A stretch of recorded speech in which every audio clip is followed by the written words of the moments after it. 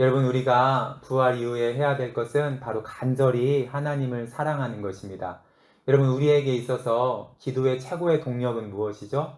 바로 사랑입니다. 사랑의 마음이 정말 우리가 예수님께 나아가고 예수님을 간절히 찾게 하고 그리고 예수님께 기도하게 하고 그리고 예수님과 깊은 사귐의 자리로 들어가게 하는 것이 바로 사랑이라는 것이죠. 그래서 여러분, 기도의 최고의 동력은 바로 사랑이고 바로 기도의 목적은 바로 사랑이라는 것을 여러분 항상 잊지 마시기 바랍니다. 여러분, 우리가 자기 개인적인 기도 제목만 가지고 기도하면은요, 그 기도가 오래 못 가더라고요. 조금만 기도해 보면은 그냥 금방 끝나고 금방 기도의 자리에서 일어날 수밖에 없는데, 여러분, 우리가 그럴 때 우리가 뭘 생각해야 되죠? 바로 기도의 목적, 그것을 생각해야 합니다. 기도의 목적은 사랑이라는 것. 그것을 우리가 알고 우리가 기도하면은 기도를 간절히, 정말 기도를 정말 보고 싶은 마음으로, 예수님 보고 싶은 마음으로 오랫동안 간절히 그리고 애절하게 우리가 기도할 수 있는 사람이 되는 것이죠. 그래서 여러분, 기도할 이유가 없어졌을 때는 기도의 목적을 가지고 우리가 하나님 앞에 기도하면 되는 것입니다. 여러분, 우리가 기도가 이유가 있어서 기도할 때가 있지만 기도의 이유가 없어질 때가 있어요. 제가 곰곰이 생각해 보니까 기도할 이유가 없어질 때가 두 가지가 있더라고요. 첫 번째는 뭐죠? 바로 너무나 내 생활이 지금 편안하고 잘 되고 안정됐을 때, 자녀들도 잘 살고 있고 일도 잘 되고 있고 그리고 건강하고 모든 것이 다 편안해요. 그럴 때는 어떻죠? 기도할 이유가 없잖아요. 기도가 할 이유가 없을 때는 우리가 어떻게 해야 되죠? 바로 기도의 목적을 생각해야 하는 것입니다. 기도의 목적은 사랑이잖아요. 내가 예수님과 사랑의 관계로 들어가는 것, 그 사귐의 관계로 들어가는 것. 그래서 내가 기도의 이유가 없을 때는 내 삶이 너무나 평안하고 화목하고 화평하고 모든 것이 잘 될 때는 기도할 이유가 없으니까 기도의 목적을 가지고 내가 그 사랑하는 마음으로 예수님께 가서 내가 그 사랑을 고백하고 예수님과 교제하고 예수님과 사랑을 고백하면서 기도할 때 풍성한 기도의 은혜로 우리가 들어갈 수가 있는 것입니다. 두 번째, 기도의 이유가 없어질 때는 언제죠? 바로 우리가 기도의 응답이 너무나 더디고 그리고 기도가 하나님께 마치 거절받은 것처럼 내가 버림받은 것처럼 느껴졌을 때 내가 더 이상 기도할 이유가 없다고 생각을 해요. 내가 기도해봤자 무슨 소용이 있나? 하나님께서 나의 기도를 들어주시지 않는 것 같고 낙심이 되고 정말 그럴 때는 기도의 이유가 다 사라져요. 그때는 또 다시 우리가 무엇을 가지고 기도해야 되죠? 기도의 목적을 가지고 기도하면 돼요. 기도의 이유가 다 사라졌잖아요. 낙심되고 기도가 이루어지지 않는 것 같고 하나님이 마치 나를 버린 것 같고. 여러분, 성경의 많은 인물들 보면은 다 무엇을 경험했죠? 하나님이 나를 버리셨다는 것을 다 경험을 했어요. 그것을 다 통과하고 나서 그리고 하나님 앞에서 영적인 거장이 됐더라고요. 느헤미야도 그랬고 다니엘도 그랬고 요셉도 그랬고 아브라함도 그랬고 심지어 예수님조차도 하나님께 버림받은 그 경험을 했잖아요. 우리에게도 그런 시간이 오거든요. 개척교회 목회하다 보면 그런 시간이 굉장히 많아요. 내가 버림받은 것 같구나. 하지만 그때는 정말 기도의 이유가 다 사라져요. 내가 기도해서 뭐하나. 그때는 무엇으로 나가야 되죠? 기도의 목적. 기도의 목적은 하나님과 연합이잖아요. 예수님을 사랑하는 마음, 예수님 보고 싶은 마음. 다윗의 고백처럼 예수님을 갈급하고 내 육체가 주를 앙모하기에 예수님을 계속 찾는 거예요. 예수님을 찾고 간절히 구하고 예수님 보고 싶다고 외치고 그러면서 내가 기도의 자리에 들어갈 때 그 기도에 풍성한 은혜가 임하고 내가 하나님을 만나게 되는 것입니다. 여러분, 저라고 기도가 매일 잘 되겠습니까? 저는 그래도 새벽 예배와 저녁 예배 골방 시간을 저희 가져놓고 항상 기도하잖아요. 근데 기도가 안 될 때가 많아요. 낙심될 때도 있고 항상 다시 원점, 또 원점인 것 같고 다시 또 원점인 것 같고 열심히 노력했는데 또 원점인 것 같고 그럴 때는 기도의 이유를 다 잃어버려요. 그때는 다시 제가 기도의 목적을 가지고 하나님을 더 찾아요. 예수님을 더 사랑한다고 고백을 해요. 그때 다시 예수님께서 저에게 은혜를 주시고 다시 일어날 수 있는 힘과 능력과 권세와 그런 은혜를 주시는 것을 제가 경험합니다. 오늘 말씀을 보니까 막달라 마리아와 그리고 다른 마리아 그리고 살로메가 예수님을 너무나 간절히 사랑하는 마음으로 예수님을 찾아왔잖아요. 그 죽으신 예수님을 찾아왔잖아요. 예수님이 죽으셔서 자기들은 소망을 다 잃었어요. 믿음을 다 잃었어요. 그런데 사랑의 마음으로 예수님께 향유를 바르고 싶었잖아요. 아리마대 요셉과 그리고 니고데모가 예수님을 급하게 장사를 하긴 했지만 향유를 잘 바르지 못한 것 같아가지고 향품을 준비해가지고 와서 그 향유를 바르려고 왔는데 어떻게 됐죠? 무덤이 비어 있었잖아요. 천사가 돌을 굴려내고 빈 무덤을 보여줬잖아요. 그때 천사들이 말을 했잖아요. 예수님은 살아나셨다. 근데 여자들이 오늘 읽어보지는 않았지만 8절 말씀을 보니까 너무나 무서워서 아무에게도 말을 못했잖아요. 그런데 오늘 9절 말씀을 보니까 그 부활하신 예수님이 가장 먼저 그 부활의 모습을 보여준 사람이 누구죠? 바로 막달라 마리아. 왜 막달라 마리아에게 그 부활의 첫 영광을 보여줬는지 우리가 이것을 잘 알아야 돼요. 그 이유는 뭐죠? 바로 간절히 예수님을 사랑했기 때문에 그래요. 간절히 예수님을 사랑해서 그 예수님을 보고 싶어서 예수님의 죽은 모습이라도 보고 싶어서 찾아왔기 때문에 간절히 찾는 자를 예수님께서 만나 주셨다라는 것이죠. 제가 너무나 좋아하는 말씀 잠언 8장 17절 나를 사랑하는 자는 나의 사랑을 입고 나를 간절히 찾는 자는 나를 만날 것이라. 이 말씀이 그대로 이루어졌잖아요. 나를 간절히 찾는 자는 나를 만날 것이라. 막달라 마리아는요. 예수님이 죽었지만 그 죽은 예수님이라도 너무나 보고 싶었던 거예요. 그 간절한 마음, 그 사랑의 마음 때문에 와서 어떻게 됐죠? 천사를 통하여 살았다는 말을 들었지만 결국에는 돌아가다가 부활하신 예수님을 가장 먼저 만났잖아요. 그래서 여러분들이 정말 예수님을 간절히 사랑하는 마음, 그 마음이 있다면은 우리가 예수님을 만날 수가 있는 것입니다. 그래서 여러분 인생을 살아가다가 우리가 기도의 이유가 없어질 때가 너무 많잖아요. 그때는 기도의 목적을 가지고 여러분 기도하시기 바랍니다. 정말 그 사랑의 마음으로, 정말 막달라 마리아의 마음으로, 그 간절한 마음으로 우리가 기도하고 예수님께 사랑을 고백하면은요, 그 기도 중에 예수님이 여러분들을 만나 주시는 것입니다. 부활의 예수님은 아무나 만나 주시는 것이 아니에요. 간절히 자기를 원하고 사랑하고 그 문을 열어주고 나를 영접해 주는 사람에게 당신의 모습을 보여주시고 현시해 주시는 것이 바로 우리 예수님이라는 것입니다. 저는 오늘 말씀을 통하여 참 도전받았다는 게 뭐냐면요. 이 막달라 마리아가 죽은 예수님을 그렇게 간절히 보고 싶어 했다라는 거예요. 그런데 우리는 어떻죠? 살아있는 예수님, 지금 부활해서 살아계셔서 우리 곁에 있는 예수님이 계시는데도 그 예수님을 간절히 사랑하지 않아요. 간절히 예수님을 보려고 하는 마음이 없어요. 근데 막달라 마리아는 어땠죠?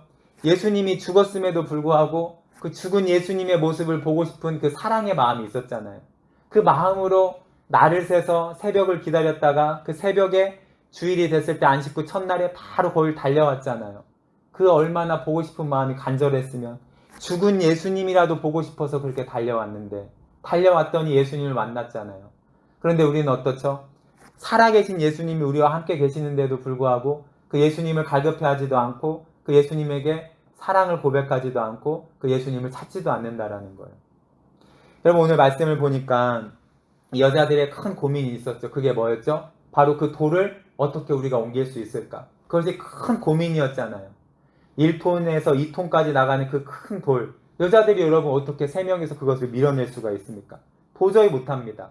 그런데도 불구하고 예수님을 보고 싶은 그 간절한 마음, 죽은 예수님의 그 모습이라도 보고 싶은 간절한 마음이 있으니까 모든 장애를 뚫고 그냥 오잖아요. 그냥 계산하지 않고 오잖아요. 그런데 여러분 우리는 어떻죠? 조금만 피곤하고 조금만 세상에 좋은 일이 있으면은 예수님 보기를 거절하고 우리는 세상으로 달려가잖아요. 그래서 여러분 우리에게 필요한 것은 뭐죠? 바로 이 간절한 사랑입니다. 간절한 사랑이 있을 때 부활하신 예수님을 만나고 부활하신 예수님을 내 삶 속에서 우리가 인격적으로 만나는 그런 놀라운 역사가 우리에게 일어나는 것입니다. 그래서 여러분 우리가 부활하신 예수님을 만나기 위해서는 이 간절한 사랑이 있어야 됩니다. 그리고 두 번째 뭐가 있어야 되죠? 오늘 말씀처럼 바로 믿음이 있어야 합니다. 믿음이 있어야 부활하신 예수님을 만나고 우리 삶 가운데 표적이 일어나는 그런 놀라운 역사가 우리 삶 가운데 일어나게 되는 것입니다. 여러분 부활하신 예수님께서 우리에게 계속해서 요청하는 것은 뭐죠? 오늘 우리가 본문 말씀을 다 읽었지만 믿음이라는 단어들이 굉장히 많이 나와요. 우리에게 요청하는 것은 뭐죠? 바로 믿음이라는 것입니다. 첫 번째는 간절한 사랑이고 그리고 두 번째는 믿음을 요청하는 것이 바로 예수님의 그런 요청사항이라는 것을 여러분 꼭 잊지 마시기 바랍니다. 먼저 막달라 마리아에게 보여주셨잖아요. 당신의 모습을 보여주시고 어땠죠? 가서 전하라고 했는데 제자들이 믿질 않았어요. 10절과 11절 말씀을 보니까 마리아가 가서 예수와 함께 있는 사람들이 슬퍼하며 울고 있는 중에 이 일을 알림해 그들이 어떻게 됐다고요? 믿지 아니하리라. 11절 후반절에 보니까 믿지 않았어요. 예수님 살아나셨다고 말을 했는데 그들은 믿지 않았어요. 왜 그들은 믿지 않았죠? 그들은 낙심된 마음으로 슬퍼하며 울고 있었기 때문에 그래요. 이것이 여러분 중요해요. 여러분 10절 중반절에 보니까 슬퍼하며 울고 있으면은요 우리 안에 믿음이 생기지 않더라고요. 뭐 해야 되죠? 기도하며 울어야 돼요. 기도하며 울 때 우리 안에 믿음이 생기더라고요. 여러분 우리가 인생을 살아갈 때 울 일이 있잖아요. 힘들고 어려운 일이 있잖아요. 이것을 우리가 그냥 현실의 삶 속에서 그냥 울고 한탄하고 가슴을 치면서 통곡하면은요 그 눈물 흘릴 일이 계속 이어지는 거예요. 믿음도 생기지 않고 더 우울하고 울적한 마음이 계속 생겨요. 우리가 울 일이 생기면 어떻게 해야 되죠? 반드시 기도의 자리로 갖고 가야 돼요. 그것을 품고 기도의 자리로 갔을 때 하나님께서 울면서 기도하면 어떤 역사를 보여주시죠? 그 눈물을 그치게 하는 놀라운 역사를 보여주시더라는 것입니다. 그래서 여러분 울 때는 절대 현실의 삶 속에서 그냥 울면 안 돼요. 기도하며 울어야 돼요. 슬퍼하며 울면 안 돼요. 기도하며 울어야 돼요. 기도하며 울면은 하나님께서 해결해 주세요. 울면 해결해 주세요. 느헤미야도 하나님 앞에 울면서 기도했잖아요. 그랬더니 그 모든 것들을 하나님께서 다 전폭적으로 지지해주고 결국에는 느헤미야가 그 성벽을 52일 만에 완공을 했잖아요. 그래서 여러분 우리가 세상에서 항상 울어야 하는데 기도하면서 울어야 합니다. 그때 하나님께서 우리에게 소망을 주시고 믿음을 주시고 다시 일어날 수 있는 힘을 주시더라는 것이죠. 그런데 오늘 슬퍼하고 울고 있으니까 믿음이 안 생기는 거예요. 막달라 마리아가 예수님 부활하신 예수님을 봤다고 말을 했는데도 믿질 못하는 거예요. 이것뿐만이 아니에요. 엠마오로 가던 두 제자에게 글로바 외에 한 명이 부활하신 예수님을 만나서 성경을 풀이해 주시고 그리고 성찬을 통하여 어떻게 됐죠? 예수님이 부활하신 예수님이라는 것을 믿게 됐잖아요. 그래서 와가지고 거기에 모였던 예수님과 함께한 사람들에게 예수님이 부활하셨다 말을 했더니 그들이 도무지 믿지 않은 거예요. 역시 믿지 아니한 거예요. 역시 믿지 않았어요. 그들도 믿지 않았어요. 그것뿐만 아니에요. 예수님이 이제는 직접 나타나셨어요. 어떻죠? 14절 말씀을 보니까 그 후에 11제자가 음식을 먹을 때 예수님이 그들에게 직접 나타나셨어요. 그리고 예수님께서 이렇게 꾸짖습니다. 믿음이 없는 것과 마음이 완악한 것을 꾸짖으시니 말을 믿지 아니함일러라. 여러분 그들조차도 믿지 않았어요. 그러니까 예수님이 직접 와가지고 너희들이 왜 내가 부활했다는 사실을 믿지 않느냐. 여러분 보세요. 지금 계속해서 믿음에 관해서 말씀하잖아요. 믿지 않았고 역시 믿지 않았고 또 믿지 않음과 마음의 완악함을 가지고 예수님이 계속 꾸짖잖아요. 부활절이 지난 우리에게 가져야 될 마음은 뭐죠? 바로 믿음이라는 것입니다. 여러분 우리에게 믿음이 요청됩니다. 여러분 정말 믿음을 가져야 합니다. 믿음은 내가 보고 믿는 것이 아니라 내가 보지 않아도 내가 믿는 것. 그것이 여러분 믿음 아닙니까? 그 믿음을 우리가 가져야 되고 그 믿음을 우리가 요청해야 하는 것이 바로 우리 예수님이라는 것을 잊지 말아야 하는 것이죠. 여러분 나이가 들수록 자기를 책망하고 꾸짖는 사람들이 점점 없다고 하잖아요. 뭐 40대, 50대, 60대, 70대 정말 나이가 먹을수록 누가 나를 꾸짖습니까? 아무도 나를 책망할 사람이 없기 때문에 사람들은 많이 넘어지고 패망한다고 합니다. 그래서 여러분 나에게는 항상 꾸짖는 사람이 있어야 돼요. 나의 믿음을 꾸짖고 나의 완악함을 꾸짖는 사람이 있다는 것이 여러분 큰 축복입니다. 그래서 나를 믿음이 없음을 꾸짖고 혼내줄 사람이 내 주변에 항상 있어야 돼요. 나의 영적인 각성을 시켜줄 사람이 항상 내 주변에 있어야 돼요. 내 자고 있는 영혼을 깨워줄 사람이 꼭 있어야 한다는 것이죠. 이번 주 월요일 날 이제 서울에서 목회자 모임을 가졌는데요. 그 목회자 모임은 이제 40대부터 60대까지 목사님들이 이렇게 두루 계세요. 그런데 그 멘토되는 목사님이 올해 84세거든요. 근데 이번 주 월요일은 목사님이 굉장히 막 화를 많이 내시더라고요. 특히 이제 몇몇 목사님들이 있는데 목사님들 몇 명이서 계속 무임 목사로 계셨거든요. 개척도 안 하고 한 분은 50대고 한 분은 60대인데 계속 무임으로 있으면서 교회 개척도 아니면서 계속 머뭇거리면서 그러니까 목사님이 이제 몇 달이 지나면서 계속 그것이 이제 쌓였던 거예요. 그래서 이번 주 월요일 날 목사님이 굉장히 그들을 막 혼내셨어요. 왜 그렇게 머뭇거리냐고. 얼마나 오래 사는지, 하나님이 언제 데려갈지도 모르는데 왜 정신을 안 차리냐고. 지금도 열심히 관제의 부름같이 다 기름을 붓고 하나님 앞에 열심히 정말 최선을 다해서 정말 목회에도 모자랄 판인데 왜 이렇게 몇 달 동안 그렇게 생각만 하고 뛰면서 생각하라고 뛰면서 생각하라고 왜 이렇게 생각이 많냐고 그러면서 굉장히 우리들을 혼내고 우리들에게 꾸짖었다라는 것이죠. 거기서 목사님 한 분이 그런 얘기를 해요. 이제 자기가 개척을 하려고 하는데 김포에다 개척을 하려고 하는데 자기가 시드머니가 좀 없다. 그 목사님이 그렇게 말하더라고요. 그랬더니 그 이제 멘토되는 목사님이 잠실교회 원광기 목사님인데 그 목사님이 잠실교회를 개척할 때 아버지한테 땅을 유산으로 받았대요. 땅을 300평, 문정동에 있는 300평을 받았는데 그것을 가지고 교회에다가 이제 헌납을 한 거예요. 매일같이 교인들한테 건축헌금 내라, 건축헌금 내라. 이것이 너무나 마음이 아팠는데 마침 아버지가 자기에게 300평을 줘가지고 문정동에 있는 그 30억에 달하는 그것을 헌납을 했다라는 거예요. 이 얘기를 하면서 아니 왜 그렇게 자기를 헌신하지 못하냐고. 그 종잣돈 그거 없어가지고 목회 왜 못하냐고. 그러면서 막 혼내는 거예요. 그랬더니 이 목사님이 얼굴이 벌겋게 상기되면서 거기서 우리들 앞에서 그런 고백을 하더라고요. 이 원광기 목사님이 계속 혼내니까 거기서 종잣돈이 없어서 개척을 못했던 목사님 60대거든요. 그 목사님이 거기서 어떤 결단을 했냐면요. 그 목사님이 목회를 하기 전에 국정원에 계셨는데 국정원에 있다가 어디를 취직했냐면은 여의도 순복음교회에 취직을 했거든요. 그 당시 여의도 순복음교회가 이 재정 비리가 이렇게 들춰지면서 그 재정국이라는 곳에 있는 직원들이 검찰에 계속 왔다 갔다 하면서 수사를 받는 시절이어가지고 외부에서 최초로 공채로 재정국장을 뽑았는데 이 목사님이 그때 국정원에 있었기 때문에 그런 좀 힘이 좀 있어가지고 여의도 순복음교회 재정국장이 된 거예요. 그래서 이 목사님이 재정국장을 하면서 여의도 순복음교회가 1년 예산이 2,800억인데 2,800억을 운영하는 사람이 된 거예요. 그러면서 자기가 여의도 순복음교회에서 세 번째로 사례를 많이 받았다는 거예요. 조영기 목사님이 가장 많이 받고 다음 분이 많이 받고 그 다음에 재정국장 자기가 가장 많이 받았다고 그때 고백을 하더라고요. 그러면서 자기가 재정국장을 여의도 순복음교회에서 1년밖에 못했대요. 자기가 1년밖에 못했는데 그때 돈을 하도 많이 받아가지고 일산에다가 자기가 아파트를 샀다고 자기가 그것을 하나님 앞에 내놓겠다고 그 자리에서 그렇게 고백을 했습니다. 여러분 우리에게 뭐가 필요하죠? 나를 책망해 줄 수 있는 사람이 필요한 거예요. 내가 믿음이 연약하고 내가 너무나 머뭇거리고 내가 약해있을 때 나를 책망해 줄 사람. 성령님이 책망해 줄 수도 있고 목회자가 책망해 줄 수도 있고 주변에 다른 영적인 사람이 나를 책망해 줬을 때 내 믿음 없음을 깨워줘야만 된다라는 거예요. 그래서 책망해 줄 수 있는 사람, 나의 믿음을 흔들어 깨워줄 수 있는 사람이 정말 우리에게는 절실히 필요하다라는 것이죠.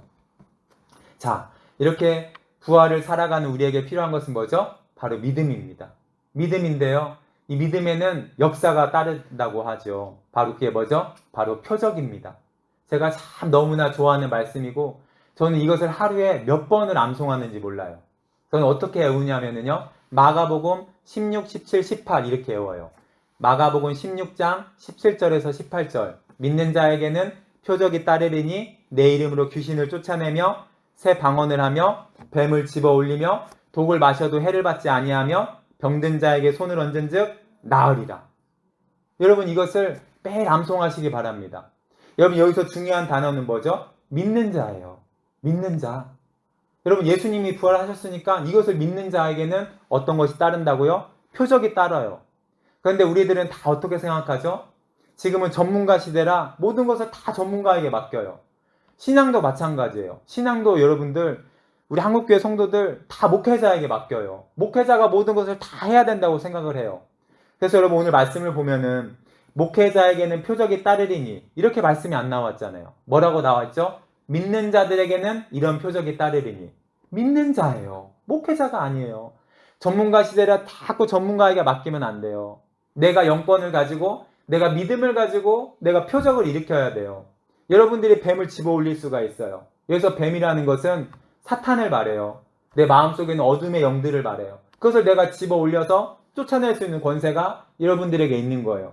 여러분들에게 병자에게 손을 얹은 즉 낫게 하는 권세가 여러분들에게 있어요. 누구에게? 믿는 자에게. 목회자에게 아니에요. 믿는 자에게요. 목회자도 믿음이 없으면 못해요. 근데 성도가 믿음이 있으면 성도라도 해요. 새신자라도 믿음이 있으면은 그가 표적을 일으킬 수가 있다라는 거예요. 그래서 우리가 믿는 자에게는 이런 표적이 따른다라는 거예요. 그래서 여러분, 우리가 부활을 지난 우리들에게 필요한 것은 뭐죠? 바로 믿는 거예요. 믿는 자에게는 이런 표적이 따르리니. 믿으면은 여러분 반드시 표적이 따릅니다. 그래서 여러분, 우리 교회에서 제가 계속 몇 주에 한 번씩 꼭 간증하잖아요. 작년 여름에 제가 하나님을 만나고 우리 교회는 계속 표적과 기사들이 계속 일어나고 있잖아요. 그래서 우리 교회 정말 기도의 체질로 점점 변화가 되고 있잖아요. 기도 안 하던 장로님들도 점점 기도하면서 점점 변화가 되고 있잖아요. 예전에는 병원 갈 때 저를 부르지 않았거든요. 근데 지금은 병원 갈 때 먼저 저를 불러요. 그 수술 받기 전에 항상 기도받고 수술해요. 장로님들이, 권사님들이 점점 변화가 되고 있어요. 왜 그렇죠? 표적과 기사가 일어나잖아요. 누구에게? 믿는 자들에게는 이런 표적이 따르리니. 그래서 여러분, 우리에게 믿음이 필요합니다. 믿음이 있으면은 반드시 표적이 따르는데 그것이 목회자에게 아니에요. 믿는 자에게는 표적이 따르리니. 내가 영권자가 되어야 돼요. 내가 귀신을 쫓아낼 수 있고, 내가 뱀을 집어 올릴 수가 있고, 내가 독을 마셔도 해를 받지 않아요. 내가 건강해질 수가 있어요. 그래서 우리 멘토 목사님도 계속 선포한대요. 나는 건강할 것이다. 나는 건강할 것이다. 근데 84세인데 여러분 태국도 가고 베트남도 가고 지금도 막 선교를 계속 다녀요. 아니 어떻게 84세인데 저렇게 살까? 근데 목사님 항상 그런 얘기를 해요. 나는 건강할 줄 믿는다. 계속 선포한다라는 거예요. 나는 건강하다. 나는 건강하다. 심장에 스텐트를 받았는데도 나는 건강하다. 항상 선포를 해요. 그랬더니 목사님이 정말 건강해요. 설교도 얼마나 잘하는지 몰라요. 원고도 보지 않고 설교를 해요. 그래서 여러분 스스로 믿음을 갖고 영권자가 되시길 바랍니다.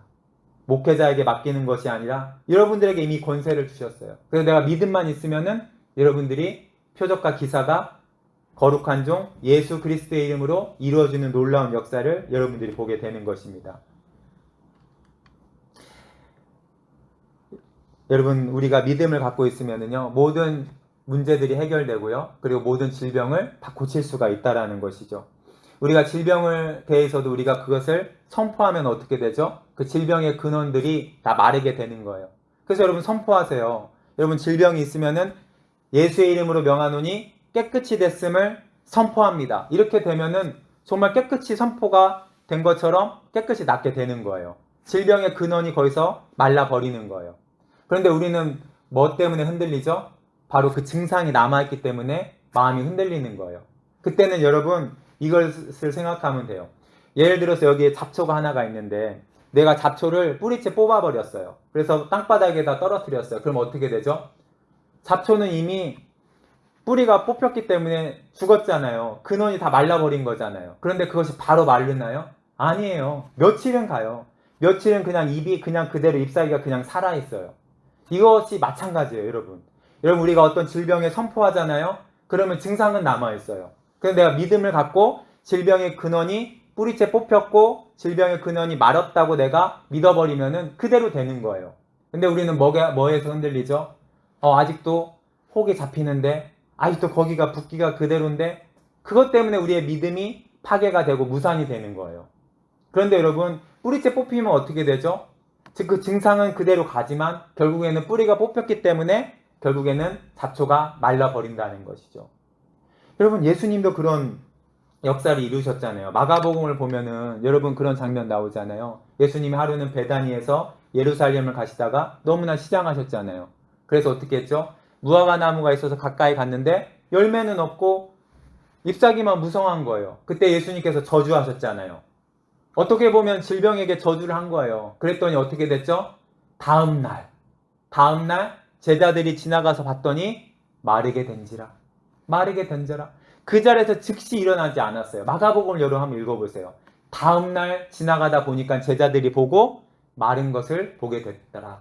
여러분 예수님이 선포했을 때 바로 마르지 않았어요. 다음날 마르게 된 거예요. 이것이 여러분 질병에도 똑같이 적용하면 됩니다.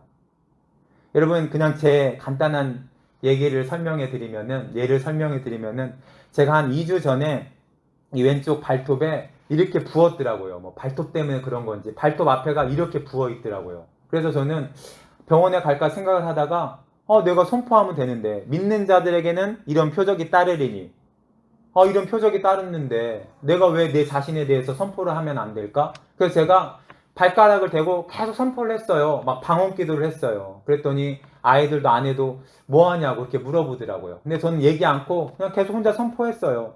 다음날도 그대로더라고요. 일주일 뒤에도 그대로더라고요. 이만큼 이렇게 부어있더라고요. 발톱 때문에 그런지.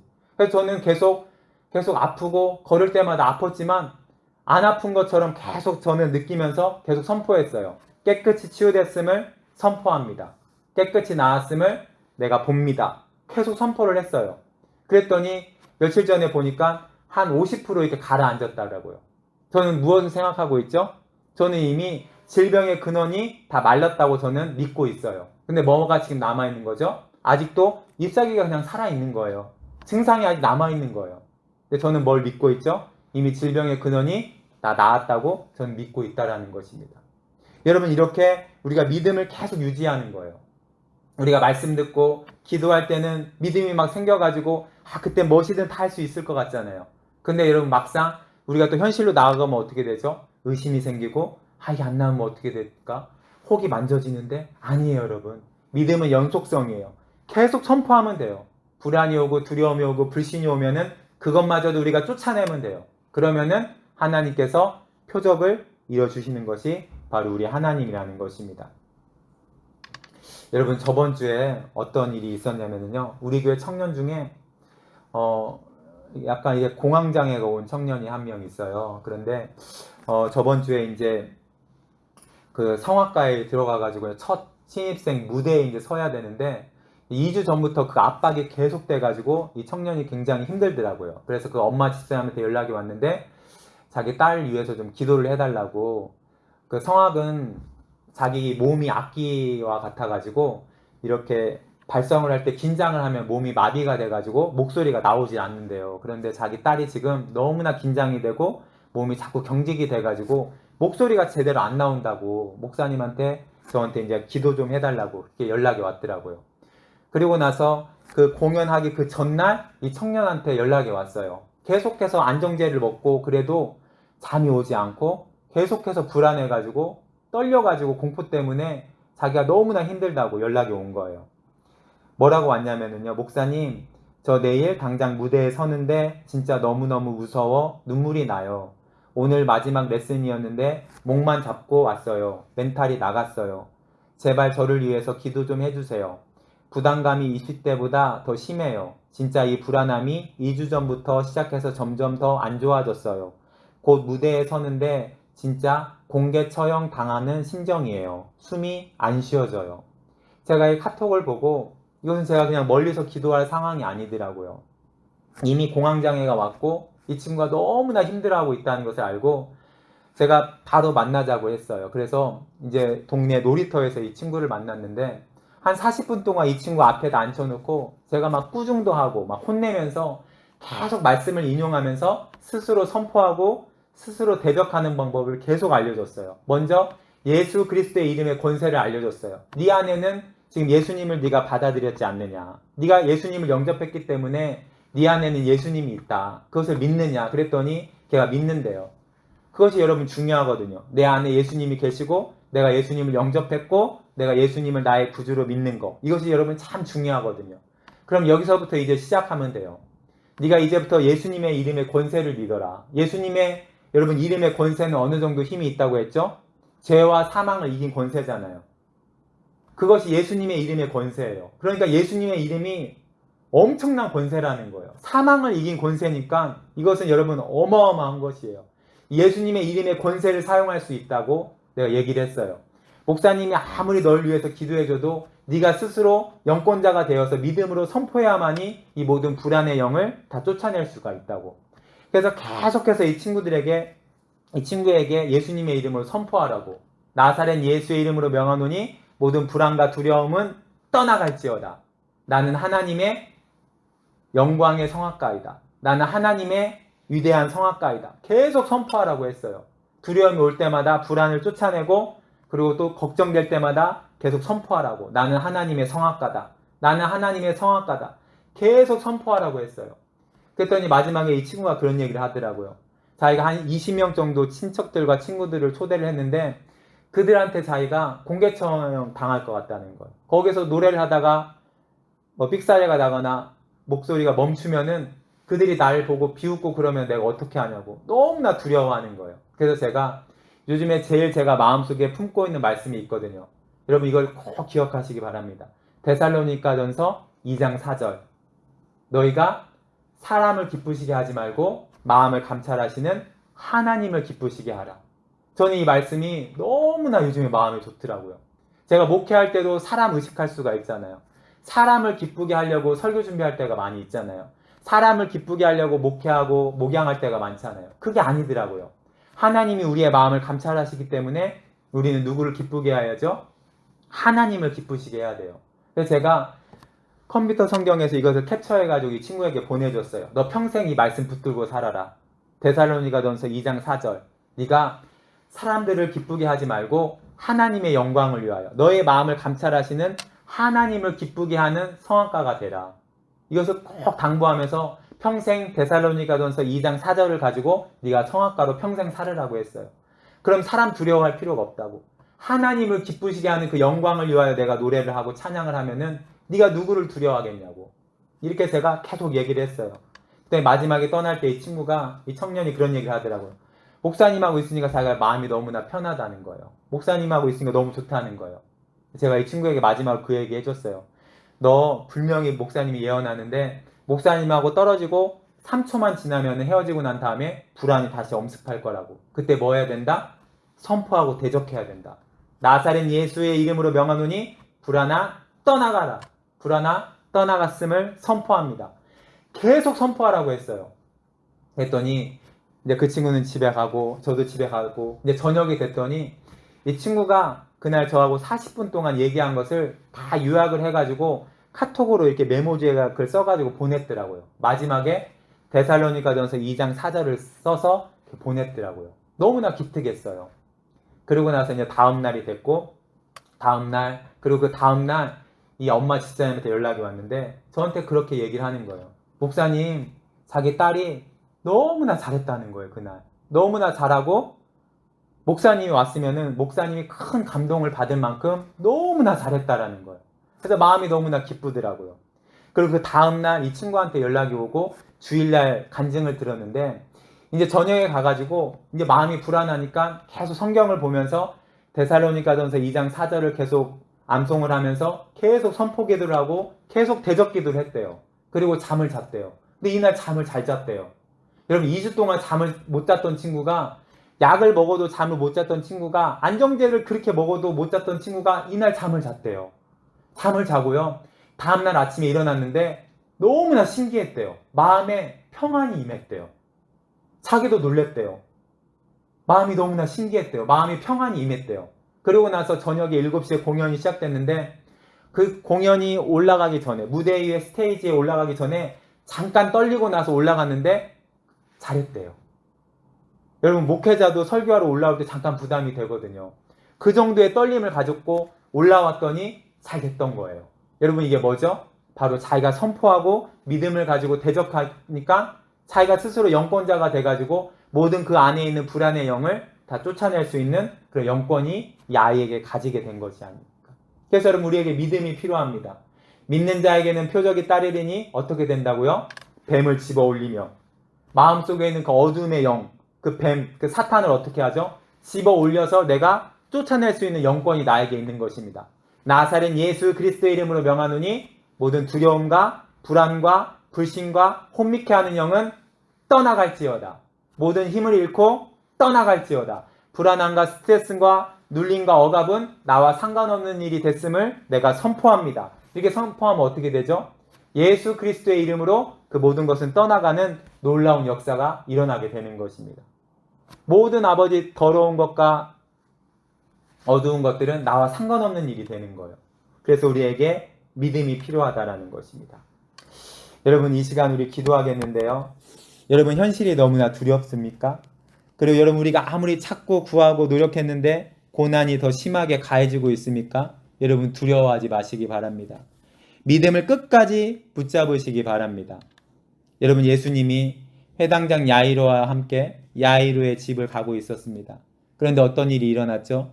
집에서 사람들이 와가지고 예수님과 회당장에게 그런 얘기를 하잖아요. 이제 더 이상 오실 필요가 없다고. 이미 회당장의 딸이 죽었다고. 더 이상 예수님을 괴롭게 하지 말라고. 그런 말을 하잖아요. 그때 예수님이 회당장에게 무슨 말을 하시죠? 두려워하지 말고 믿기만 하라. 두려워하지 말고 믿기만 하라. 여러분 이게 우리에게 주시는 하나님의 말씀입니다. 두려워하지 마십시오. 여러분 두려움은 누가 주는 마음이죠? 하나님이 주는 마음이 아니에요. 그래서 디모데후서 1장 7절을 보니까 두려움은 하나님이 주시는 마음이 아니라고 했습니다. 하나님은 우리에게 두려움을 주시지 않습니다. 여러분 두려워하지 말고 믿기만 하시기 바랍니다. 믿음을 구하시기 바랍니다. 믿는 자에게는 표적이 따릅니다.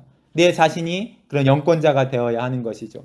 여러분 삶이 두렵고 어렵고 힘들고 여러분 반복적인 원점, 여러분 두려워하지 마시기 바랍니다. 끝까지 내가 믿음을 가지고 내가 영권을 가지고 믿는 자에게는 표적이 따르리니 그 믿음을 가지고 내가 나아갈 수 있는 성도 되게 해달라고 이 시간 기도하며 나아가도록 하겠습니다.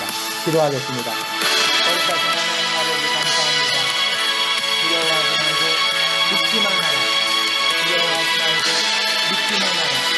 하나님 자기의 딸이 죽었다는 얘기를 듣고 아버지 회당장이 얼마나 마음이 아버지 아프고 아버지 회당장이 모든 낙심을 마음이다.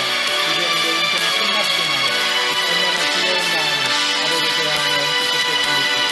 하지만 하나님 그 회당장을 예수님께서 두려워 말고 믿기만 하라 말씀하신 것처럼 하나님께 말씀은 아버지 나에게 들려왔으니 아버지 믿습니다. 하나님 두려워 말고 믿기만 하는 그런 우리를 될 수 있도록 인도하여 주시옵소서. 하나님 믿음 없는 아버지 수많은 사람들처럼 믿음 없는 제자들처럼 믿음 없이 실패하며 이긴 없는 많은 사람들처럼 하나님 아버지 우리가 믿음 없이 아버지 인생의 고난과 역경과 혼란 속에서 아버지 우리가 아무리 노력하고 우리가 아무리 애써도 다시 원점이고 또다시 원점이고 아무런 사비가 없었고 아무런 아버지 좋은 아버지 역사가 없었던 그런 삶 속에서 내가 믿음을 저버리고 실패하며 이기고 있었던 하나님 아버지 우리에게 오셔서 부활의 예수님께서 우리의 삶 가운데 오셔서 두려워 말고 믿기만 하라 예수님의 인생을 들려오는 것을 믿습니다. 하나님 아버지 우리 사랑하는 성도들 아버지 이 시간 믿음을 허락하여 주시옵소서. 아버지 믿음을 주는 것에 마음 싸움이 오늘 말씀을 듣고 아버지 우리가 믿음을 얻을 수 있도록 인도하여 주시고 그 믿음으로 부활하신 예수님의 모든 권능 가진 것과 아버지 그 아버지 은혜를 우리가 감지할 수 있는 그 은혜를 아버지 우리가 사용할 수 있는 그 전체를 우리가 전파할 수 있는 그 능력을 전파할 수 있는 우리 사랑하는 성도를 될 수 있도록 인도하여 주시옵소서. 아버지 믿는 자에게는 표적이 따릅니다. 아버지 믿는 자에게는 표적이 따릅니다. 하나님 아버지 내가 누구에게 아버지 그 모든 것을 부탁하는 것이 아니라 내가 스스로 믿음으로 말미암아 선포하고 내가 믿음으로 말미암아 내 속에 있는 불안과 두려움과 어두운 영혼을 쫓아내고 내가 믿음으로 말미암아 힘든 자에게 생명과 그들의 병을 아버지 주의 권능으로 고칠 수 있는 우리 사랑하는 성도를 될 수 있도록 인도하여 주시옵소서. 하나님 우리 마음속에 두려움이 있으면 하나님 앞에 고백합니다. 두려움은 하나님이 주시는 마음이 아니라고 하였습니다. 하나님 모든 두려움을 다 쫓아내고 모든 불안을 다 쫓아내고 하나님 우리에게 믿음을 허락하여 주시옵소서. 하나님 우리에게 믿음을 허락하여 주시옵소서. 하나님 우리에게 믿음을 허락하여 주시옵소서. 아버지 성령님 아버지 성령을 하면서 아버지 얼마나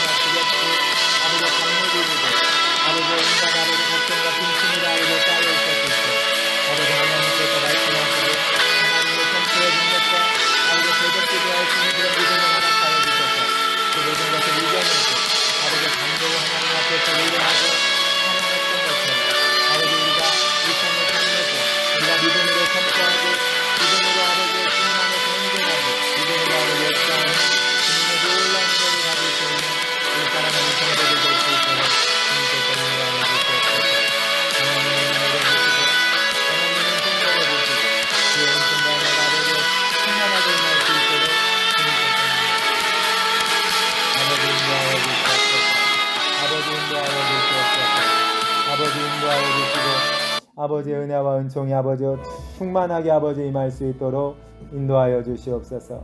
은혜를 허락하여 주시옵소서. 은혜를 허락하여 주시옵소서. 은혜를 허락하여 주시옵소서. 여러분, 우리가 기도의 이유가 없어질 때가 있습니다. 그럴 때는 여러분, 기도의 목적, 바로 사랑을 가지고 기도하는 우리들이 되어야 할 것입니다. 막달라 마리아처럼 여러분, 모든 소망이 다 무너지고 모든 믿음이 다 무너졌다 할지라도 사랑만 있으면은 우리가 예수님께 나아가서 예수님께 아버지 그 사랑을 고백하고 예수님을 만남으로 말미암아 막달라 마리아처럼 모든 것을 다 회복되는 그런 놀라운 은혜와 은총을 얻을 수가 있는 것입니다. 여러분, 베드로와 야고보는 다 도망갔지만 마리아가 도망을 가지 않은 이유가 있습니다. 바로 그 마음속에 사랑이 있기 때문에 그렇습니다. 여러분, 마리아도 예수님이 죽었기 때문에 그 마음속에 있는 모든 믿음이 다 죽었습니다. 모든 소망이 다 죽었습니다. 그런데 뭐가 남아있었죠? 사랑이 남아있었잖아요. 죽은 예수님이라도 보고 싶었던 그 사랑, 그 사랑으로 무덤가를 달려왔기 때문에 그 사랑을 보시고 예수님이 그를 만나주시고 그의 아버지 죽었던 모든 믿음을 세워주시고 죽었던 모든 소망을 세워주신 것이 바로 부활하신 예수님이라는 것입니다. 여러분, 우리가 인생을 살아갈 때 때로는 다 무너진 것 같은 그런 현실이 다가올 때가 있습니다. 하나님, 내가 끝났습니까? 하나님, 왜 나를 버리십니까? 구원의 여망마저 없던 그런 아버지 현실의 상황에 우리가 당면했을 때 믿음이 죽었고 소망이 죽었지만 우리가 마지막까지 붙잡아야 될 것은 뭐죠? 바로 예수님을 향한 사랑입니다. 막달라 마리아가 끝까지 그 사랑을 붙잡고 있었기 때문에 예수님을 만나 그 모든 것을 다 회복한 것처럼 우리가 마지막까지 가져야 될 것은 바로 예수님을 향한 그 사랑입니다. 주여, 우리에게 예수님에 대한 그 사랑을 극대화시켜 주시옵소서. 아버지, 이 종이 가진 것은 사랑밖에 없습니다. 나를 만나 주시옵소서. 이 시간 우리가 그 사랑을 가지고 예수님께 나아가는 시간 갖도록 하겠습니다. 여러분, 내가 믿음이 다 떨어지고 소망이 다 사라져도 괜찮습니다. 사랑만 가지고 있으면 됩니다. 그 죽은 예수님을 만나고자 하는 그 아버지 막달라 마리아의 그 마음, 그 사랑만 가지고 있으면은 그 예수님은 우리를 만나 주시고 우리의 모든 것을 회복시켜 주십니다. 우리 다시 한번 사랑의 마음을 가지고 기도하며 주님께 나아가는 시간 갖도록 하겠습니다. 기도하겠습니다. 거룩하신 하나님 아버지, 감사합니다. 하나님 아버지, 죽은 예수님을 만나고자 아버지 막달라 마리아가 아버지 산 예수님도 아니고 죽은 예수님을 만나고자 아버지 날을 새고 향품을 준비해 그 새벽에 아버지 무덤가로 달려간 그 마리아의 마음, 그 사랑이 내 마음속에 이 시간 부어지길 원합니다. 하나님, 소망이 무너지고 아버지 믿음이 무너지는 그 상황 속에서 예수님이 죽었기에 모든 믿음과 소망이 아버지 다 떠나간 그런 상황 속에서 아버지 마지막까지 사랑을 붙잡았던 막달라 마리아, 결국에는 간절히 찾는 자가 아버지와 나를 만날 것이라 예수님의 말씀처럼 그 부활하신 예수님을 만났습니다. 하나님, 오늘 이 시간 아버지 우리가 막달라 마리아의 그 심정을 가지고 아버지 교회에 달려와 아버지 예수님 앞에 엎드렸습니다. 하나님, 우리가 가진 것은 예수님을 향한 사랑밖에 없습니다. 하나님, 나의 믿음 없음을 하나님 불쌍히 여겨주시옵소서. 나의 모든 소망을 다 잃어버렸음을 불쌍히 여겨주시옵소서. 하나님, 오늘 이 시간 우리가 그 사랑 하나 붙들고 이 자리에 왔사오니 그 사랑의 마음을 가지고 온 우리 사랑하는 성도들, 이 시간 부활의 예수님을 만나게 하여 주시옵소서. 이 시간 부활의 예수님을 만나서 그 모든 것들이 회복되는, 우리의 믿음이 다시 세워지고 우리의 소망이 다시 일어나는 그런 놀라운 역사가 일어날 수 있도록 주여 인도하여 주시옵소서. 하나님, 이 시간 우리가 주님께 더 우리의 사랑을 고백하고 주에게 우리의 사랑을 더 아버지여 고백하고 더 표현하고 예수님의 아버지 품에 안길 수 있는 우리 귀한 성도들 될 수 있도록 주님께서 인도하여 주시옵소서. 하나님, 은혜 내려 주시옵소서. 하나님, 은혜 내려 주시옵소서. 하나님, 우리가 죽은 예수님을 만나고자 그렇게 아버지 막달라 마리아가 예수님께 왔는데도 우리는 살아계시는 예수님을 그렇게 만나고자 하는 마음이 없었고 예수님에 대한 사랑의 마음이 없었음을 고백합니다. 하나님, 이 시간 우리에게 막달라 마리아와 같은 그런 사랑의 마음을 허락하여 주셔서 다른 모든 것이 다 없다 할지라도 아버지 사랑의 마음만큼은 아버지 우리 안에서 아버지 일어나게 하여 주시옵소서. 예수님을 더 사랑하는 우리를 되게 하여 주시고, 어떤 상황 속에서도 예수님을 사랑하고 예수님을 고백하고 예수님을 찾고 예수님을 갈망하고 예수님을 앙모할 수 있는 우리들 될 수 있도록 주여 인도하여 주시옵소서. 아버지 은혜 내려주시고 아버지 은총 내려주시고 아버지 은총과 은혜를 아버지 충만하게 받는 우리 귀한 성도들 될 수 있도록 주님께서 인도하여 주시옵소서. 아버지 은혜 내려주시옵소서. 아버지 은혜 내려주시옵소서. 아버지 은혜 내려주시옵소서. 아버지 은혜 내려주시옵소서. 아버지 은혜와 은총을 허락하여 주시고 주여 은총과 은혜를 허락하여 주시옵소서. 예수님에 대한 그 사랑을 회복할 수 있는 우리 귀한 성도들 될 수 있도록 주여 인도하여 주시고 아버지 은혜 내려주시고 은혜 내려주시고 은혜와 은총을 아버지와 충분히 아버지와 말씀을 우리 되게 주여 인도하여 주시옵소서. 아버지 은혜 내려주시옵소서. 아버지 은혜 내려주시옵소서. 아버지 은혜 내려주시옵소서. 아버지 은혜 내려주시옵소서. 아버지 은혜와 은총을 허락하여 주시고 아버지 은혜와 은총을 허락하여 주시고 아버지 충만하게 아버지의 주님께 나아갈 수 있는 우리 귀한 성도를 되게 주여 인도하여 주시옵소서. 아버지 은혜 내려주시옵소서. 여러분, 우리가 예수님을 간절히 사랑하는 그런 성도 되기를 원합니다. 여러분, 부활하신 예수님 우리의 간절한 사랑을 원하고 계십니다. 여러분, 예수님은 우리의 사랑을 받을 자격이 차고 넘치시는 분입니다. 여러분, 예수님의 마음을 여러분 한번 생각해 보세요. 그 제자들이 자기를 은 30에 팔았잖아요. 은 30은 여러분 노예의 값입니다. 여러분, 노예를 팔 때 은 30에 팔았다고 구약 성경에 나오잖아요. 가룟 유다는 그 사랑하는 예수님을 노예로 판 거예요.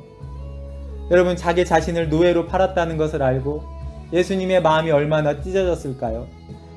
나를 노예 취급한 그 가룟 유다의 모습을 보고 얼마나 마음이 아프셨을까요? 그리고 자기를 사랑하던 수제자 베드로는 자기를 부인하고 저주까지 했잖아요. 자기 자신을 욕까지 했잖아요. 그리고 예수님은 부활하시고 그 제자들에게 나타나셔서 첫 말씀, 우리 같았으면 뭐라고 말을 했을까요? 너희들 부끄럽지 않느냐? 너희들 부끄럽지 않느냐? 그렇게 말해도 모자랐을 건데 예수님께서는 그렇게 말씀하지 아니하셨잖아요. 너희에게 평강이 있을지어다. 너희에게 평강이 있을지어다. 그들의 죄를 물어보시지 아니하시고 왜 나를 노예로 팔았느냐? 왜 나를 저주했느냐? 너희들 부끄럽지 않느냐? 그런 말씀하지 아니하시고 예수님은 뭐라고 말씀하셨죠? 우리에게 말씀하시는 거예요. 너에게 평강이 있을지어다. 너에게 평강이 있을지어다. 여러분, 예수님의 사랑을 우리가 보고서 어떻게 우리가 예수님을 사랑하지 아니할 수가 있겠습니까? 여러분, 우리가 이 사랑에 우리가 사랑으로 반응해야 합니다.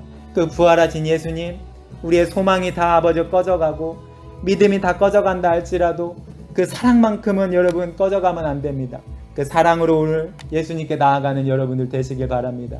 그 사랑으로 예수님께 나아가서 그 부활하신 예수님을 만나는 우리 되게 해달라고 우리 마지막으로 우리 통성으로 기도하고 각자 기도하며 나아가도록 하겠습니다. 기도하겠습니다. 거룩하신 하나님 아버지, 감사합니다. 아버지, 자기 자신을 노예의 값으로 은 30에 아버지 팔아버린 아버지 가룟 유다, 하나님 아버지, 자기 자신에게 그렇게 죽기까지 따라온다고 고백했던 베드로, 다른 이들은 다 예수님을 버려도 나는 예수님을 버리지 않겠노라고 호언장담하면서 그렇게 예수님을 따랐던 베드로가 예수님을 3번이나 부인하고 예수님을 저주하며 아버지여 떠나갔습니다. 도망갔습니다. 그럼에도 예수님은 그 제자들을 사랑하셔서 모든 죽음의 권세를 이기시고 부활하셔서 그 제자들에게 나타나셔서 아버지여 첫 일성, 너에게 평강이 있을지어다. 너에게 평강이 있을지어다. 너에게 평강이 있을지어다. 아버지, 우리가 그 숱한 세월, 지난 아버지여 수많은 세월 예수님을 배신하고 예수님을 떠나 두 마음을 품었고 세상 아버지여 연락에 빠져 있었고 세상 정욕에 빠져 있었고 세상의 아버지여 추악함에 빠져 있음에도 불구하고 예수님은 나에게 오셔서 너에게 평안이 있을지어다. 너에게 평강이 있을지어다. 그 말씀하시는 그 부활하는 그 예수님의 음성을 듣는 우리 사랑하는 성도들 되게 주여 인도하여 주시옵소서. 아버지, 아버지 우리에게 그 부활의 예수님의 사랑이 부어지게 하여 주시옵소서.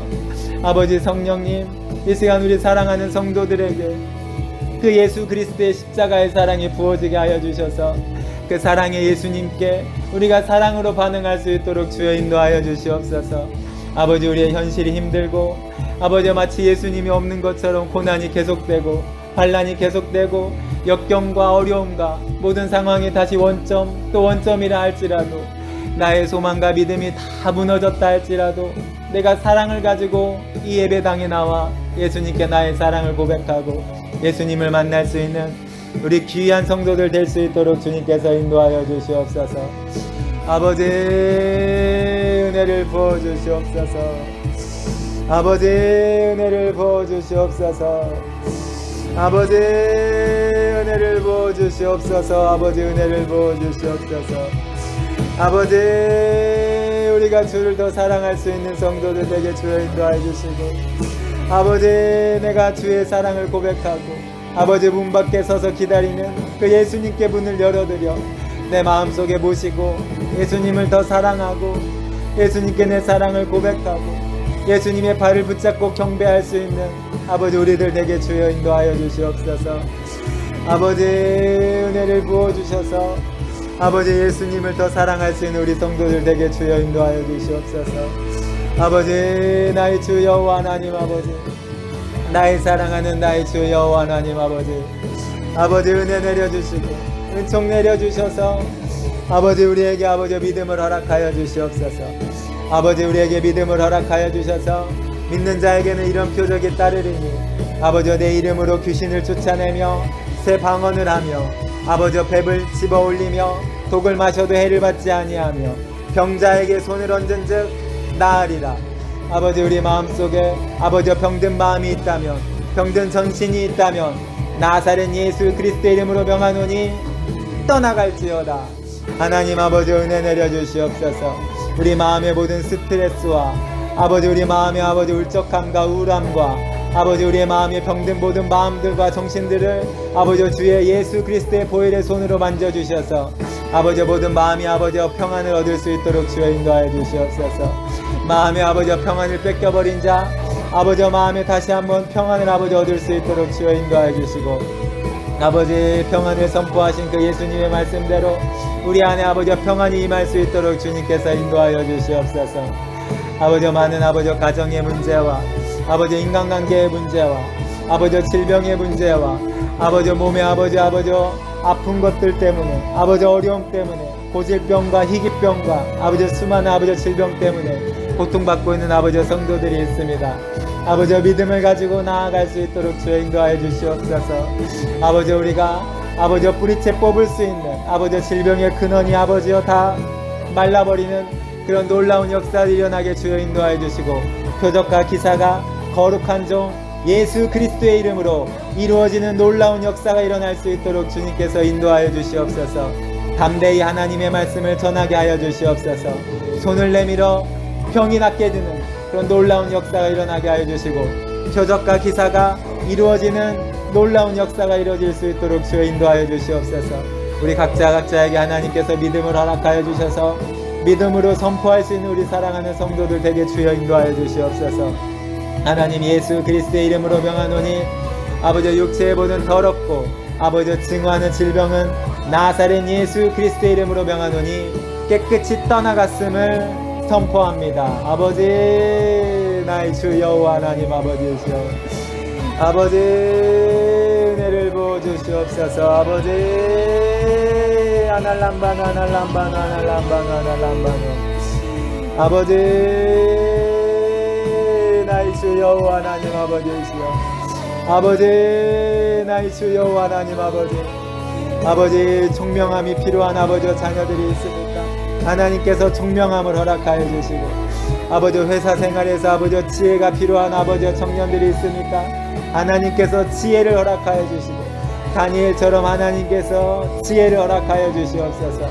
아버지 하나님을 경외하는 것이 지혜이오니 하나님을 경외하는 아버지 청년들이 되게 하여 주시고 아버지 청년의 때 아버지 창조주를 기억할 수 있는 우리 청년들이 될 수 있도록 주님께서 역사하여 주시옵소서. 아버지여, 주님께서 그 믿음을 허락하여 주시고 주님 안에서 더 믿음을 선포하고 더 믿음으로 나아갈 수 있는 우리 귀한 청년들이 될 수 있도록 주님께서 역사하여 주시옵소서. 아버지 하나님께서 은혜 내려 주시옵소서. 아버지, 육체의 질병을 가지고 아버지 있는 아버지여 우리 성도들이 있으니까 아버지, 육체의 질병들이 아버지여 주님의 앞에서 아버지 모두 무릎 꿇게 하여 주시옵소서. 하늘에 있는 자나 땅에 있는 자나 땅 아래에 있는 자나 모든 무릎을 꿇게 하는 아버지여 우리 만왕의 왕이신 우리 주 예수 그리스도, 그 예수 그리스도의 이름으로 명하노니 아버지여 모든 육체의 질병은 깨끗이 떠나가고 정상으로 아버지여 돌아올 수 있도록 주여 인도하여 주시옵소서. 몸의 모든 기능들이 아버지여 정상으로 아버지여 기능할 수 있도록 주여 인도하여 주시옵소서.